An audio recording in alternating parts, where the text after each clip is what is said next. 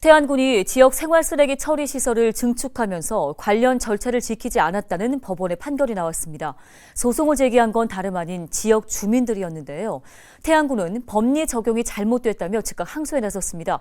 향후 원만한 해결 여부에 관심이 모아집니다. 한범호 기자입니다.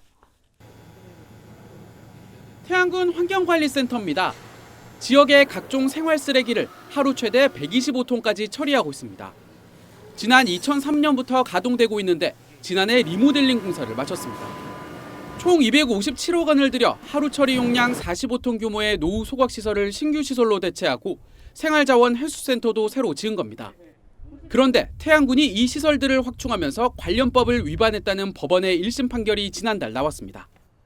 대전지방법원은 해당 시설이 군 조례에서 정한 폐기물 처리 시설이므로 폐촉법 적용을 받는다고 봤습니다. 그에 따라 주변 영향지역 결정고시 등 관련 절차를 거쳐야 하는데 태안군이 이를 이행하지 않았다고 지적했습니다. 반면 태안군은 해당 시설의 규모가 폐촉법 적용 대상에 미치지 않는다며 즉각 항소했습니다.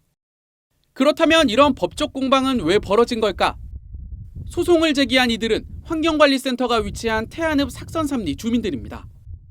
2년 전부터 센터 연장 운영에 반대해왔는데 태안군이 삭선삼리를 제외한 주변 7개 마을과 20년 추가 연장에 합의하자 법적 대응에 나선 겁니다. 주민들은 이번 판결에서 주민지원 협의체 구성 등의 위법성이 인정됐다며 태안군이 다시 처음부터 관련 절차에 나설 것을 바라고 있습니다.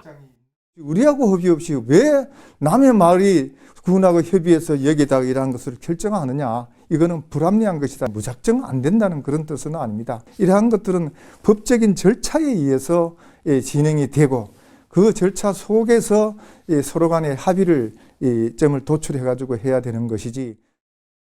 태안군은 국토계획법에 따라 사업을 추진했다며 절차에 문제가 없었다는 입장입니다.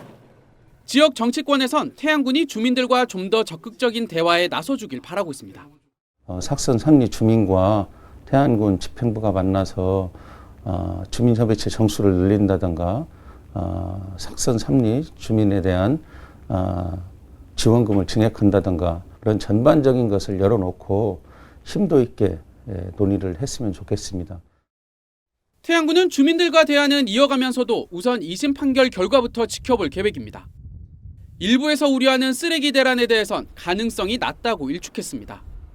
지자체와 지역 주민들의 입장이 평행선을 달리는 가운데 앞으로 2심 판결이 나오기까진 1년 안팎의 시간이 더 걸릴 것으로 보입니다. 헬로티비 뉴스 한보호입니다.